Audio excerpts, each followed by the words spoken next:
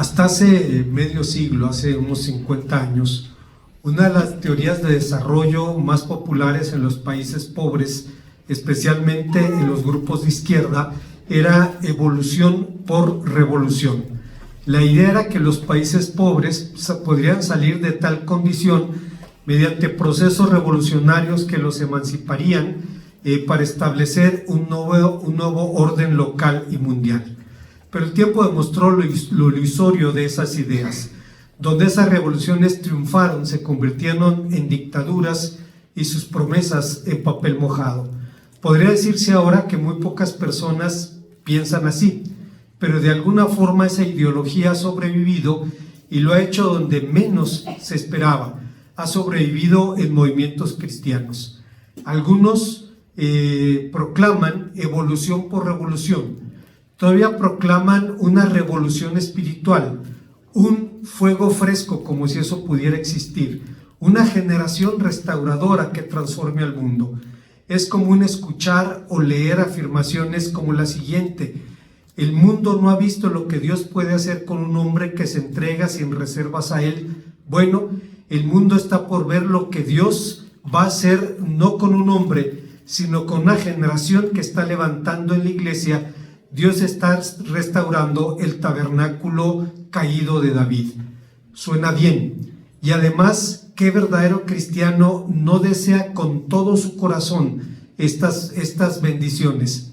Sin embargo, por sí misma, una nueva generación no es garantía de nada.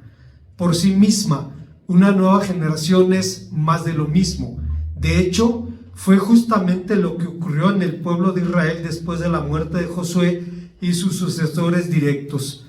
Después de ellos se levantó una nueva generación que no solo no transformó al mundo, sino que fue transformado por él. ¿Cómo conjurar los peligros de la tercera generación? Veamos, hermanos, las respuestas que el texto nos ofrece. Antes, hermanos, de pensar en las enseñanzas de este pasaje, debo decir que cuando estudiaba en el seminario fui compañero del hermano Sergio Urbano, que es pastor en Monterrey, y si mal no recuerdo, él era evangélico de quinta o sexta generación, es decir, alguien cuya familia había creído en el evangelio desde el siglo XIX, y había sido una familia que había conservado la identidad y la fe, pero no fue en todos los casos. En ese tiempo, a finales del siglo XIX, había en Monterrey familias como la familia Salinas, los dueños de Salinas y Rocha, que eran bautistas, miembros de la primera iglesia bautista de la ciudad, pero ahora cuando vemos a sus descendientes, vemos personas idólatras, vemos personas que usan el sistema para enriquecerse, codiciosas, etcétera, etcétera. Entonces, una nueva generación por sí misma no es nada hasta que no entendemos la manera de conjurar los riesgos de la tercera generación. Ustedes saben que la palabra de Dios dice que la generación de Josué y de Josué vio y oyó las maravillas de Dios. La segunda generación no vio pero oyó. La tercera generación ni vio ni oyó. Y es una lucha constante, hermanos, en nuestras iglesias, en donde vemos que frecuentemente ocurre esto. Así es que representa un desafío real para los creyentes de todos los tiempos y nos enfrenta a la pregunta de cómo podemos enfrentar ese desafío. En primer lugar, el texto nos responde que conociendo verdaderamente al Señor. Tarde o temprano, todas las comunidades cristianas, incluso las iglesias de moda o las iglesias exitosas, experimentan un fenómeno ineludible, la deserción de sus jóvenes.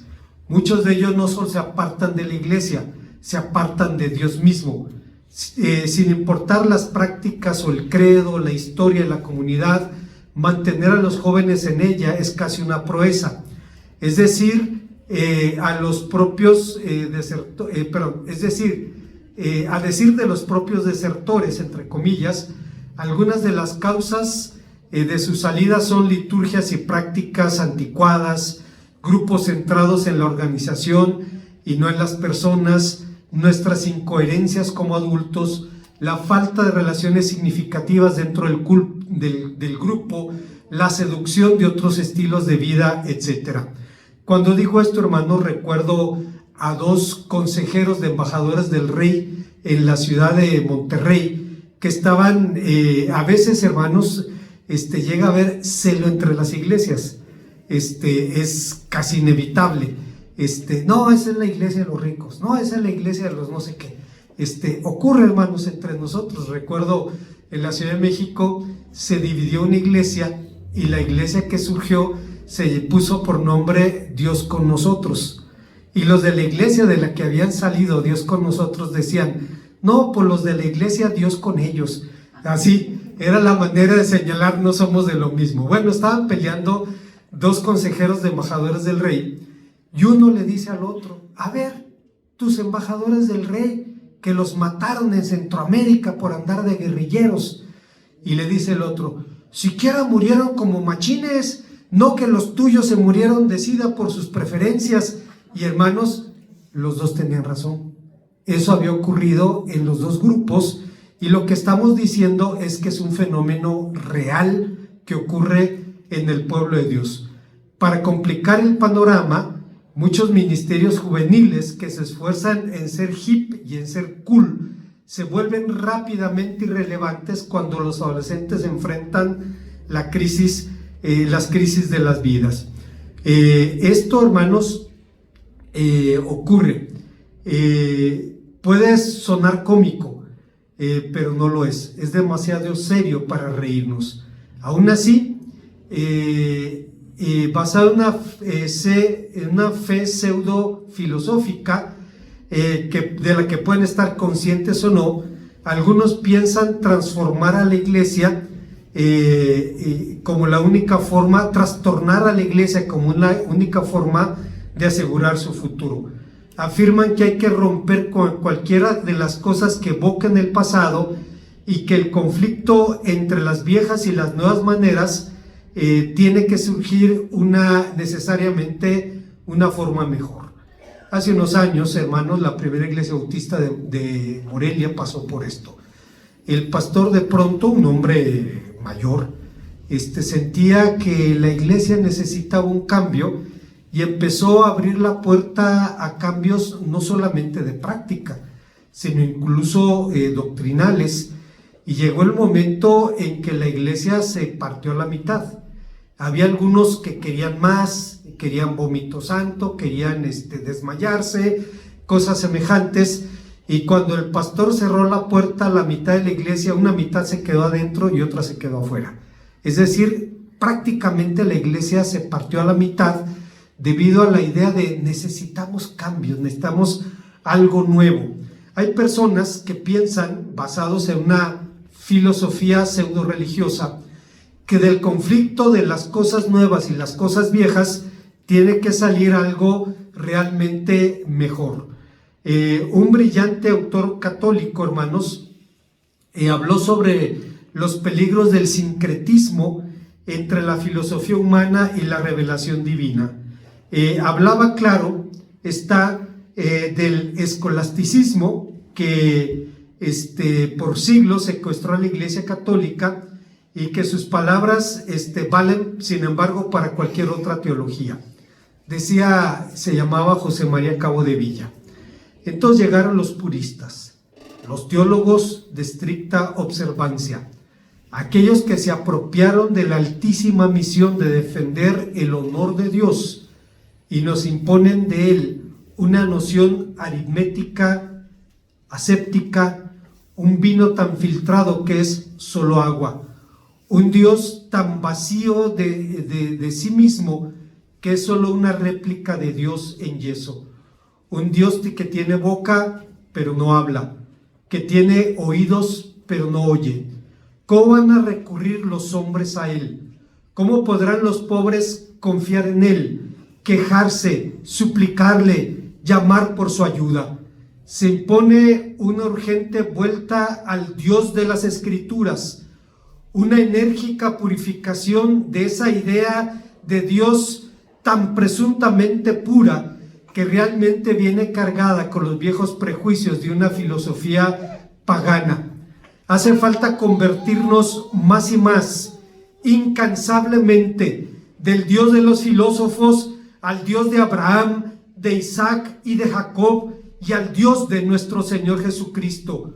Un Dios que tiene boca y habla, un Dios que tiene oídos y oye, tiene ojos y ve, cuida los lirios del campo, conoce el número de los cabellos de mi cabeza, está a la puerta y llama, y pasa la noche entera esperando cubierto de rocío, persigue a la amada infiel entre los bosques y los riscos, y se sienta conmigo a la mesa. Sucede que esta manera de hablar, que esta idea de Dios, no solo es más elocuente que ninguna otra, sino también más verdadera, porque revela al Dios de una verdad tan profunda que ningún lenguaje humano puede expresar, ni ninguna otra vía de conocimiento puede captar. Expresa la verdad del Dios vivo. Lo que estaba diciendo un jesuita, lo que estaba diciendo un hijo del escolasticismo, es que era necesario separarse de esas ideas paganas de Dios para volver a la Escritura y conocer al Dios único y verdadero. ¿Qué significa entonces, en el marco de conjurar los peligros de la tercera generación, volver a Dios? O usando las palabras de nuestro texto, ¿qué significa conocerlo? En el pensamiento del Antiguo Testamento, conocer tiene un sentido más relacional que cognitivo. Significa conocer por experiencia más que por razonamiento. Cuando Moisés habló del deber de compartir las enseñanzas de la ley a las siguientes generaciones, señaló algo de suma importancia. Y estas palabras que te mando hoy estarán sobre tu corazón, y las repetirás a tus hijos y hablarás de ellas en tu casa cuando andes en el camino, al acostarte, cuando te levantes. Creo que la clave del texto se encuentra en estarán sobre tu corazón. ¿Qué significa estas palabras estarán sobre tu corazón?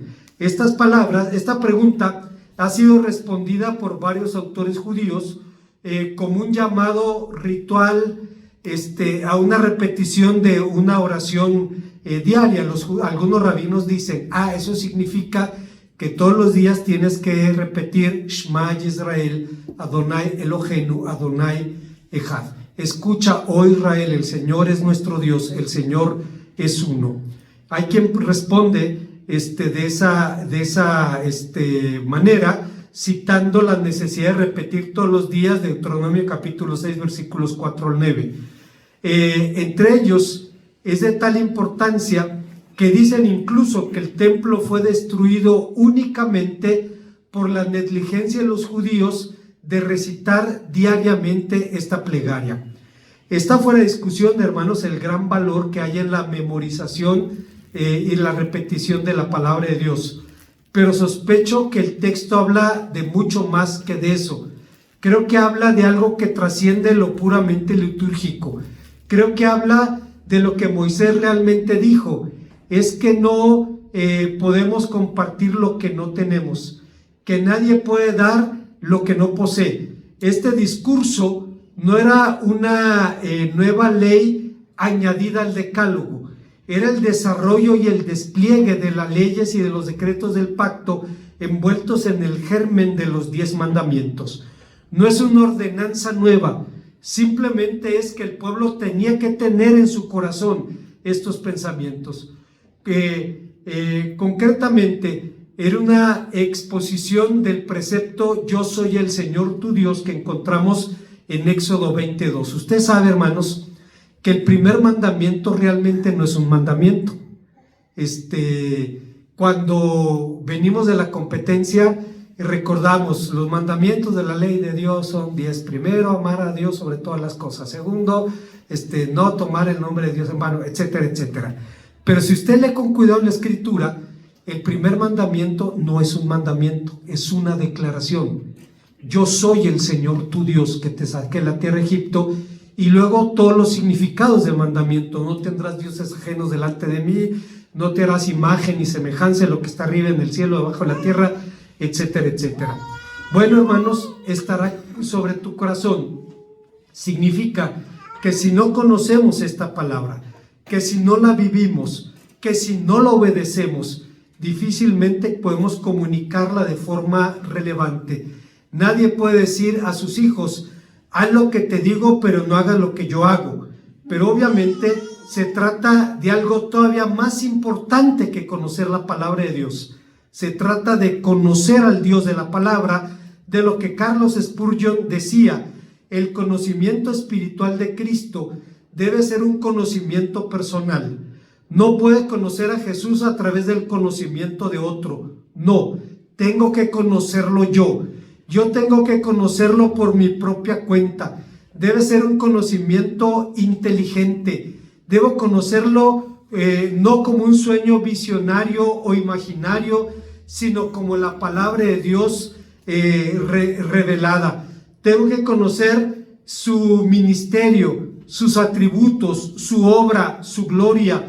Debo meditar en él hasta que comprenda completamente con todos los santos cuál sea la anchura, la longitud, la profundidad y la altura, y conozca el amor de Cristo que sobrepasa todo entendimiento. Debe ser un conocimiento afectuoso. De hecho, si yo le conozco plenamente, voy a amarlo.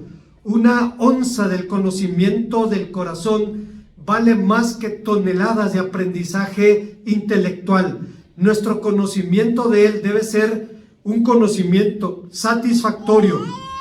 Cuando conozco a mi Salvador, mi mente estará llena hasta los topes. Sentiré que tengo algo que mi espíritu anhela. Este es el pan del cual, si un hombre comiere, nunca volverá a tener hambre. Al mismo tiempo, conocerlo es un conocimiento apasionante. Cuanto más conozca a mi amado, más querré saber de él. Mientras escale más alto, más altas serán las cumbres que me inviten a mis pasos ansiosos. Desearé más mientras más tenga. Al igual que el tesoro del avaro, mi oro me hará ambicionar más. Estamos de acuerdo con Spurgeon, pero no debemos olvidar, hermanos, que el órgano del conocimiento espiritual es la obediencia. Los órganos físicos nos ponen en contacto con nuestro entorno físico. El olfato, el gusto, el oído, la vista. El órgano del conocimiento espiritual es la obediencia. En suma, la experiencia enseña que cada generación, el abandono de la fe por los jóvenes es una realidad. El temor por la deserción de nuestros hijos no es mera paranoia. La primer gran diferencia entre la generación de la conquista y las que la siguieron es que la generación de Josué y sus sucesores inmediatos conocieron al Señor, pero las siguientes no. Es triste, hermanos, que incluso en algún momento hay personas que pueden decir con tristeza: esa iglesia le hizo mucho daño a mis hijos. Por su estilo de liderazgo, por el enfoque del trabajo, por el sectarismo que les enseñaron, y terminan apartándose del camino. No se trata de enseñar nosotros somos los buenos o somos los bíblicos. Se trata de mirar a Cristo, y en Él no hay error, en Él no hay falla. En nosotros hay incongruencias, hay inconsistencias, hay imperfección. Si usted le busca defectos al pastor, no va a batallar mucho para encontrárselos, la verdad. Y hay muchos que ustedes no conocen también. O sea, somos imperfectos, pero si usted mira a Cristo, en Él no va a encontrar ni falla ni sombra de variación. Hay una segunda enseñanza que encontramos en el pasaje. Estamos hablando de conjurar los riesgos de la tercera generación, y lo hacemos, hermanos, sirviéndole con integridad.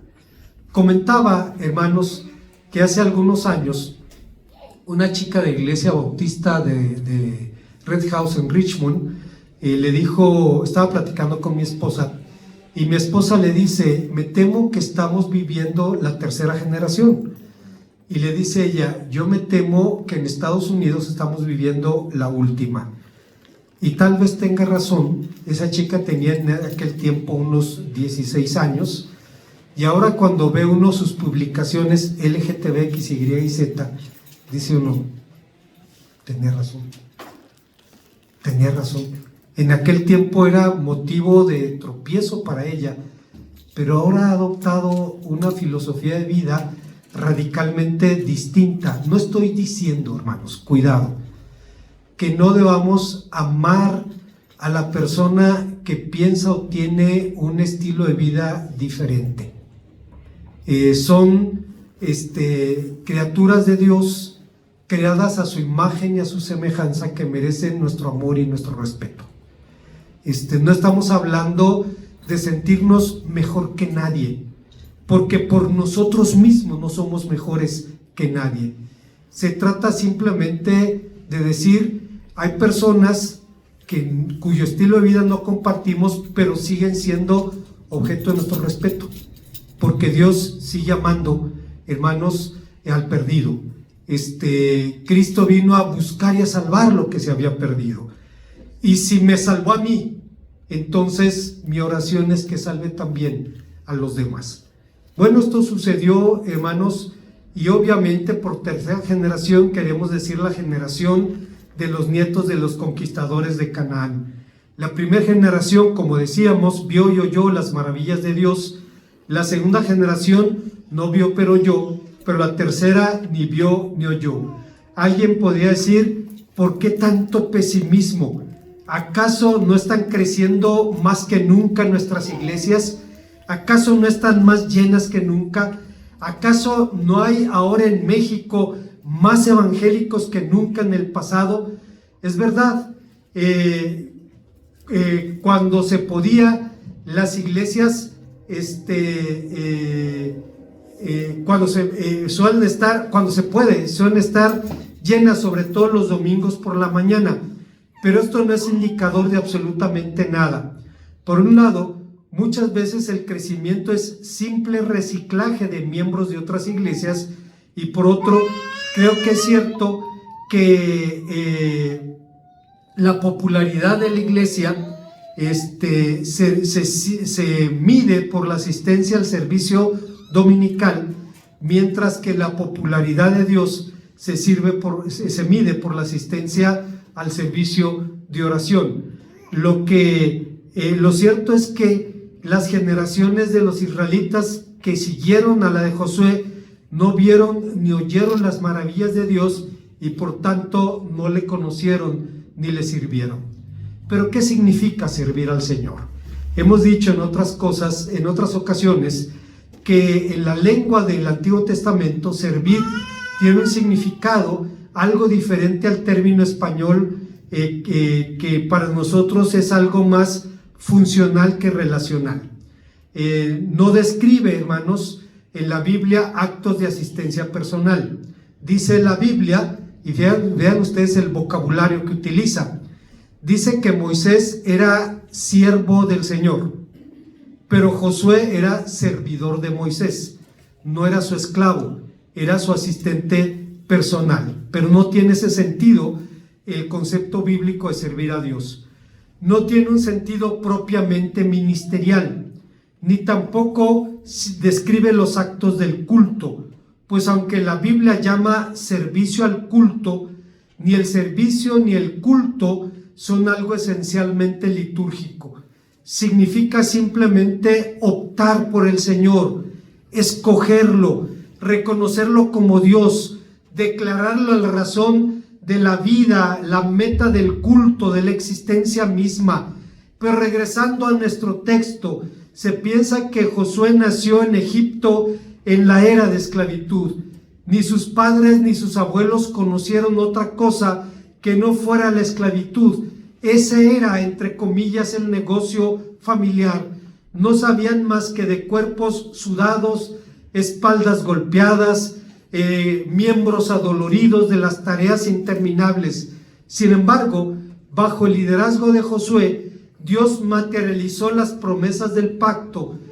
Aunque la nación conoció de privaciones y la guerra, permaneció fiel bajo el liderazgo de Josué. Pero algo sucedió tras la muerte de las 2 generaciones después de la conquista.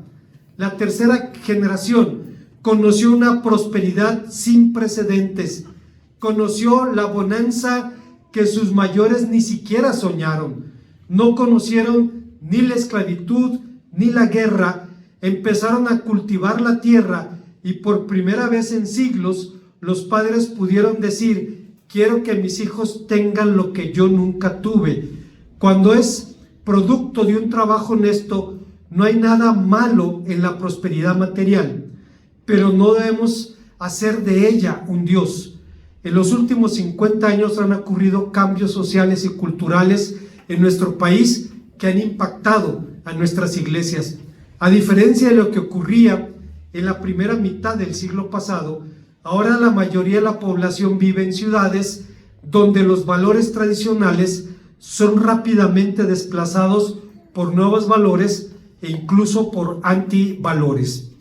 Ahí a la vuelta a la casa de ustedes hay una mujer que me corta el pelo. Yo la conocí, tenía un negocio en la avenida principal y estaba leyendo su Biblia. Y le pregunté si era evangélica y me dijo que era católica. Y tuve que decirle, se me hace raro ver una mujer católica leyendo su Biblia. Y ella dijo, sí, pero yo la leo. Y a partir de ahí hubo una relación de simpatía. Es una señora grande. Fui en la semana y estábamos platicando de esto, de los valores tradicionales, y hablábamos cómo nuestros padres nos controlaban con la vista. Ni siquiera tenían que decirnos algo, con la pura mirada. Estos de mayores, así, la pura mirada, y hay uno para afuera. Así era. Si el maestro nos daba en la escuela y el papá lo sabía, nos daba en la casa. Así es que era mejor estar calladitos y no compartir porque te pegó. Ahora regañan al niño y la mamá quiere golpear a la maestra, ¿no? En aquel tiempo era, ya le dieron en la escuela, le van a dar también en la casa, por no hacer caso. Los hijos participaban del cuidado de sus hermanos, participaban de los quehaceres de la casa. Hoy día sabemos que hay una relación inversamente proporcional entre el nivel socioeconómico de los padres y el nivel de ayuda de los hijos en el hogar. Entre más alto es el estatus económico y educativo de los padres, menos labores hacen los hijos en la casa. Generalmente hay alguien que ayude. Y otra vez no estoy diciendo que eso sea algo malo. Comentaba que hace un tiempo mi esposa me dijo, tengo un antojo. Dice, se me antoja una sirvienta. Dice, es bíblico. La mujer virtuosa tenía varias. Y pues sí, tenía razón. Dice que daba a sus siervas allí. No hay ningún problema con eso, pero existe ese fenómeno. En nuestro tiempo los deberes del hogar se repartían en nuestra infancia y había que colaborar, y era una manera de formarnos también, de formar a la persona a saber, no tienes que recibir un sueldo por todo lo que haces. Hay cosas en el hogar que se hacen y no se hacen por un sueldo, se hacen por amor. Simplemente cuidas a los tuyos por amor, no pensando en qué vas a recibir a cambio, porque se termina en la situación que alguien describió, un consejero matrimonial, que decía de una pareja que llegó diciendo, éramos 2 garrapatas creyendo que el otro era el perro. Es decir, 2 personas que estaban allí pensando que podían recibir del otro. Bueno, hermanos, hay personas, incluso muchas personas cristianas, hoy en día, a diferencia de lo que ocurría en el pasado, ahora la mayoría de la gente vive en ciudades. La influencia de la televisión, la internet, las redes sociales, etcétera, impacta directamente la vida de las personas y de las familias. Por otra parte, el materialismo es la ideología predominante en el mundo actual. Hoy en día muchas personas, incluso cristianas, son consumidas por un deseo casi erótico de comprar cosas que no necesitan con dinero que no tienen, para impresionar a personas a las que no les importan. Consideran más importante tener cosas que un sistema de valores congruentes. Como decía George McDowell, vemos toda una generación de niños que reciben menos influencia de los padres que de la sociedad que los rodea, una sociedad llena de ídolos y falsificaciones, una sociedad incapaz de distinguir entre lo bueno y lo malo, una sociedad que no puede distinguir entre lo humano y lo animal, entre valores, entre varones y hembras, entre la razón y la locura, entre el arte y la pornografía, entre el conocimiento y la ignorancia. Vemos una generación mala y adúltera que no conoce a Dios ni sabe lo que Él ha hecho por lo que les obedecen. ¿Debemos culpar entonces a la sociedad por las pérdidas de identidad y de compromiso cristiano? La respuesta es claro que no. El mundo es así y siempre será así.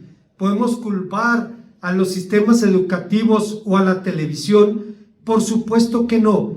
Ellos no son responsables de comunicar valores cristianos a nuestros hijos. De eso nos encargamos nosotros.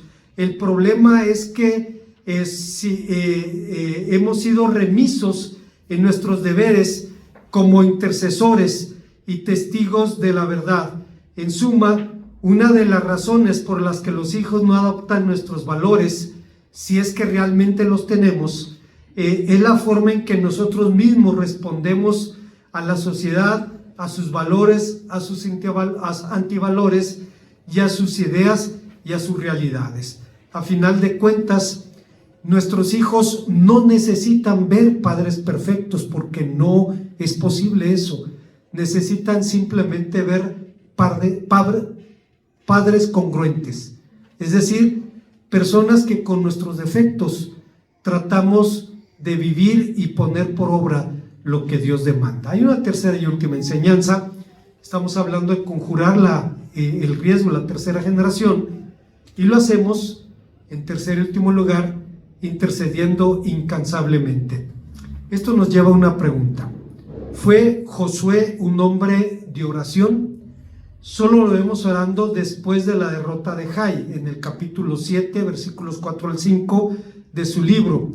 A la luz de Éxodo 17:9, donde Moisés le envió a combatir a Amalek mientras el propio Moisés oraba por él, podemos suponer que Josué era un hombre más de acción que de oración.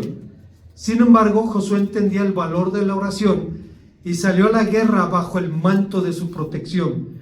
Como los comandantes modernos, Josué sabía que nadie puede ganar una batalla si no controla el cielo, si no controla el espacio aéreo. Sabía que la batalla debe ganarse en los cielos.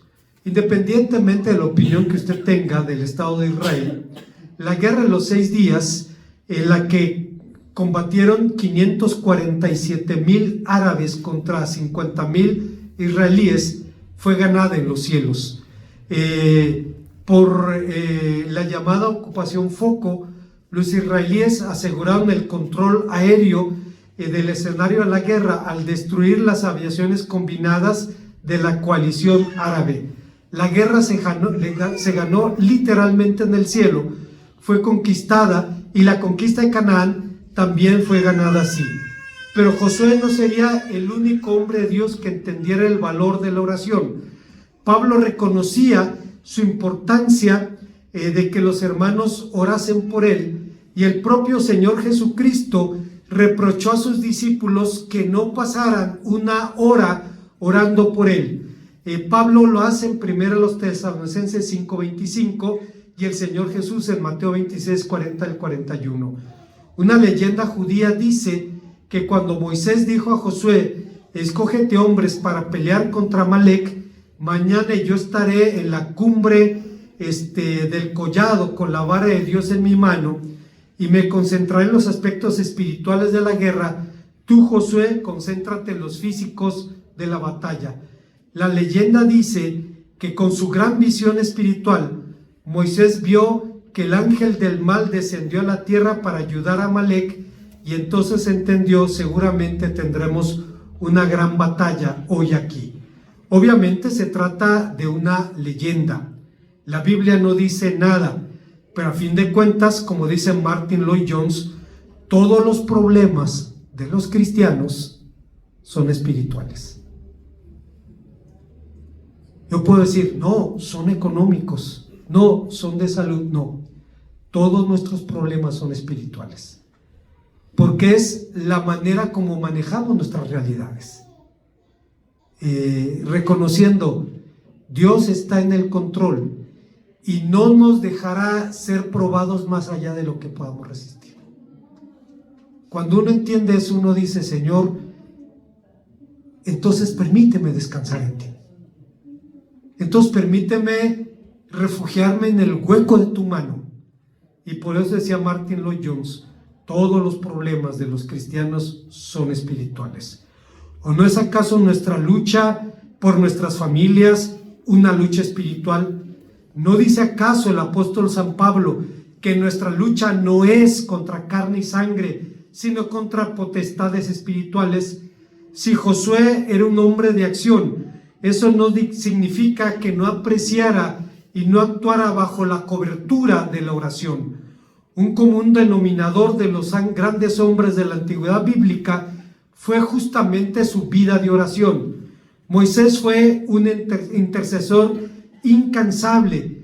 Cuando el Señor le ofreció levantar un pueblo nuevo, elegido de su propia descendencia, al costo de la destrucción de Israel, Moisés le dijo: yo te ruego que perdones su pecado, pero si no los vas a perdonar, bórrame entonces del libro de tu vida. La misma actitud, hermanos, encontramos en Samuel, cuando Israel le pidió que intercediera por la nación, y el profeta dijo: en cuanto a mí, que el Señor me libre de pecar contra él, dejando de orar por ustedes. Yo seguiré enseñando el camino bueno y recto. Vemos, hermanos, el mismo celo en el profeta Jeremías, un intercesor incansable por su pueblo, al que se le agotaba el tiempo. En su oración, Jeremías asumió el pecado del pueblo como propio y dijo, poniéndose en los zapatos de Israel: aunque nos acusen nuestras culpas, haz algo, Señor, para honrar tu nombre. No, ¿por qué estás portando como un forastero en el país, como un viajero que solo pasa para pernoctar? No te estás portando como alguien que está adormecido, como un guerrero incapaz para salvar. Pero tú, Señor, estás entre nosotros y somos reconocidos por tu nombre. No nos abandones, dice en el capítulo 14 de su profecía. Pero seguramente, hermanos, el ejemplo más elocuente de la intercesión incansable de un padre la encontramos en Job. Dice la palabra del Señor: y sucedía cuando en los días de los banquetes habían pasado, Job enviaba a buscarlos y a santificarlos, y levantándose temprano ofrecía holocaustos conforme el número de ellos, porque Job decía: quizá mis hijos han pecado y han maldecido a Dios en su corazón. Y así hacía Job siempre. Es decir, un hombre que tenía a sus hijos delante de la presencia del Señor. Analizando el texto, descubrimos cuando menos 3 elementos importantes en la oración paterna. Uno, que es una oración específica. Su familia era su prioridad en el tiempo de oración. Oraba por nombre por cada uno de ellos, específicamente por su vida espiritual. No pedía riquezas o prosperidad material para ellos, que pedía para ellos riquezas espirituales. 2, era una intercesión diaria. No era una oración casual o apagafuegos, sino una oración constante. Y 3, era una oración fervorosa. Se levantaba muy temprano cada mañana para poner a sus hijos delante de Dios. Bien diría Matthew Henry de la intercesión de Job: era perseverante en sus funciones sacerdotales Los actos de fe y arrepentimiento deben renovarse con mucha frecuencia, porque con mucha frecuencia renovamos nuestras transgresiones. Quien haya de servir a Dios rectamente, ha de servirlo continuamente. Seguramente fue la razón por la que Spurgeon también decía, y lo dice de una manera muy sincera: ¿ora usted siempre por otras personas? ¿Cree que ha tomado la causa de sus hijos, de su iglesia, de su vecindario, del mundo perdido ante Dios como debía hacerlo? Si usted lo ha hecho, yo no. Y escribo esto como el pecador más grande delante del Maestro, para hacer confesión de mi pecado, y mientras lo exhorto a practicar lo que es indudablemente un noble privilegio, estoy principalmente exhortándome a mí mismo. ¿Cómo podemos pagar la deuda que tenemos con la iglesia a menos que oremos por otros? ¿Cómo se convirtió usted? Tal vez alguien oró por usted. Al pasar, el pensar en su propia conversión, no me equivoco al decir que debió hacer la oración de mi madre, dice por el Espíritu de Dios. Creo que el Señor oyó las fervientes ruegos que hacía sobre mí. Tal vez alguien oró por usted cuando era un bebé y dormía en su cuna. Las oraciones de su madre se convirtieron en cálidas sobre su sien, dándole su verdadero bautismo cuando aún era pequeño. Tal vez usted es el marido de una mujer que oró por usted para su conversión, o la mujer de un hombre que oró por usted. Tal vez son las oraciones de una hermana o una maestra de la escuela dominical. Si por la oración de otros fuimos llevados a Cristo, ¿cómo podemos pagar una bondad cristiana sino rogando por otros? Aunque aquel que no tiene quien ore por él, puede encontrarse entre los desesperanzados, que ninguna persona entre los que le conozcan tenga que decir que no tiene nadie que ore por él. Cuando estudiaba en el seminario, uno de mis profesores, el hermano Donaldo Sims, era un viejo de la vieja guardia. Cuando salimos de nuestro primer pastorado en Michoacán y fui al seminario de visita, él me llamó a su oficina y me dijo: cuando tienes que salir de la iglesia, porque la iglesia no quiere obedecer a Dios en asuntos morales, dice, no es vergüenza. Dice, cuando yo era pastor, dice, mis consiervos se burlaban de mí porque era demasiado persinado, decían. Dice, pero cuando sus ovejas tenían problemas espirituales, venían a buscar al persinado, porque sabían que les iba a decir lo que dice la Biblia, que no les iba a dorar la píldora, que les tenía que decir lo que Dios dice. Así es que no es vergüenza. Y era hijo de una mujer piadosa, el hermano Donaldo, que dice, vivíamos en una granja, era una familia pobre, granjeros. Dice, y en alguna etapa de mi infancia me di cuenta que había un círculo al lado de un árbol, dice, fuera de la casa, en el que no crecía el pasto y en invierno no se concentraba la nieve. Dice, era un misterio para mí, era un círculo, dice, nunca crecía el pasto allí y nunca se juntaba la nieve. Dice, hasta que un día vi por qué. Dice, era el lugar donde oraba mi madre, todos los días. Dice, aunque estuviera nevando, la nieve caía sobre su falda, pero no sobre el pedazo de tierra. Y dice, y en la primavera no había pasto allí, porque todos los días la mujer iba y estaba intercediendo. Dice Carlos Spurgeon, dice, ¿cómo se convirtió usted? Dice, tal vez fue la oración de una madre, de una maestra de la escuela dominical. ¿Cómo podemos entonces pagar semejante favor? Sino intercediendo también, especialmente por los nuestros. Como conclusión, cuando un servidor estudiaba este relato, me preguntaba si realmente hay una enseñanza positiva que se desprenda de la apostasía de Israel, Una respuesta de bote pronto sería que por definición siempre podemos aprender de los errores y los aciertos de los hombres de la Biblia. Creo que es una verdad, pero pienso que la enseñanza del relato va mucho más allá.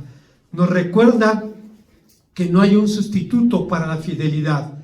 Nos recuerda que no hay recetas rápidas para hacer la obra de Dios. Hace algunos años, hermanos, en una reunión de las iglesias nuevas, se entrevistó a un grupo de pastores preguntándoles cómo ser líderes impactantes ante los jóvenes, y hubo varias respuestas de los pastores jóvenes. Debemos ser genuinos, dice, y hablar como a la iglesia como hablamos en la calle. Si en la calle dices, perdón por lo que voy a decir, está cañón o no manches, entonces en el púlpito debes decirlo también. Debemos ser frescos. Entonces un pastor viejo de ese movimiento, de hecho el fundador de ese movimiento, dijo: nuestro problema es justamente ese es nuestro gran problema. Hemos creído que podemos ganar al mundo imitando al mundo. Si el mundo hace conciertos, nosotros tenemos que hacer conciertos. Si las estrellas del mundo se tatúan, entonces los pastores jóvenes deben tatuarse también. Pero ¿cómo podemos ganar al mundo? Cuando el mundo ve eso, se burla de nosotros. Yo no estoy criticando a quien se tatúe, o sea, cada quien tiene su propia convicción y no me estorba que alguien se tatúe siendo creyente. De hecho, a veces platico con los hermanos que se tatúan, ese es un tatuaje taíno, es un tatuaje de Oceanía, no me estorba eso, pero que un pastor lo haga teóricamente para identificarse con los jóvenes, el mundo se ríe de eso, hermanos. Al mundo le da risa eso.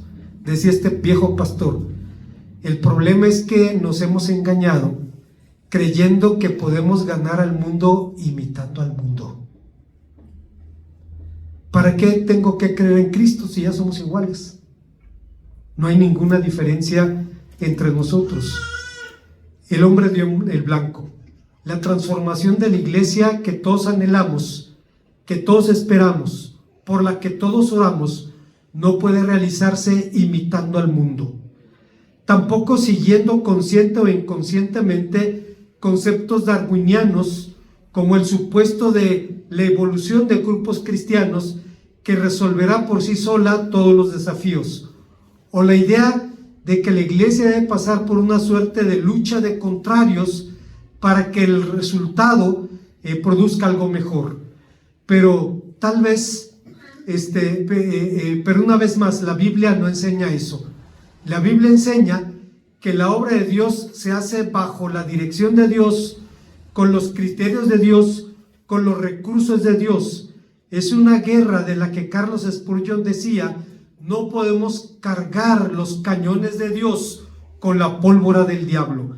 Así que por sí misma, una nueva generación no es garantía de nada, es más de lo mismo. Una nueva generación simplemente es así.